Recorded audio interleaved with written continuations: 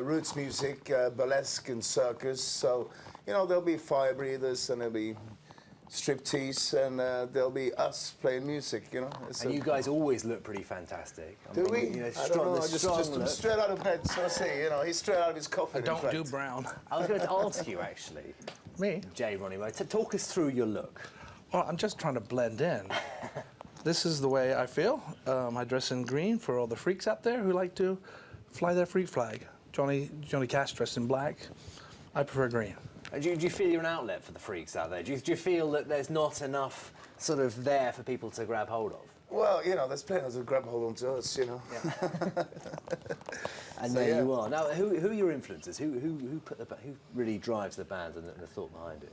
Well, I mean, musical influences. I mean, we mix up a lot of things. It's from, like, say, New Orleans jazz and rockabilly, Latin music, country and western. You know, it's a big gumbo. You know, so it's a big band. There's two drummers, double bass. And we put on a show. I was going to say, because it's not just musical influences you guys do. There's a visual, artistic influence there as well. Is that right? Yeah, it's you know, it's supposed to be. You know, like people aren't supposed to stand and look at their shoes, but we have good shoes, but we don't stand and look at them all night. You know. You've got the stylish and the slightly beaten up. I've got to say, Joe. You know, it's hard getting out the grave. They get a little bit damaged. You know.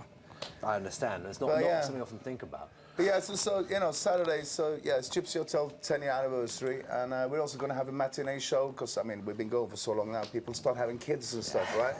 So we started, our guitar player, Nick Marsh, died last year, so we've kind of learned how to become a marching band, so we're going to do a matinee show with a marching band. The kids welcome to that kids one? are welcome to that. And how do the kids react to you guys? How about they love you? We just give them tambourines and they join in. You know? They love it. They love it. Yeah. Last we've been talking tonight, this is rather timely, we've been talking tonight about the 25th anniversary of The Big Issue. They're celebrating it tonight. That's right, yeah. That's how you started out when you were in London. Tell us about your experience and what The Big Issue did for you as a person. Well, I mean, you know, I'm from Norway originally, so you know, in 1992, when I was a young man, yeah, I was like 18, you know, and I was just had a rock and roll dream, go to London. And of course, I fell flat on my ass, and you know, and which way's a rock and roll? You know, but yeah, I discovered a big issue then, and because I was living in a squat and stuff, and I couldn't really get a job because I didn't really have any qualifications.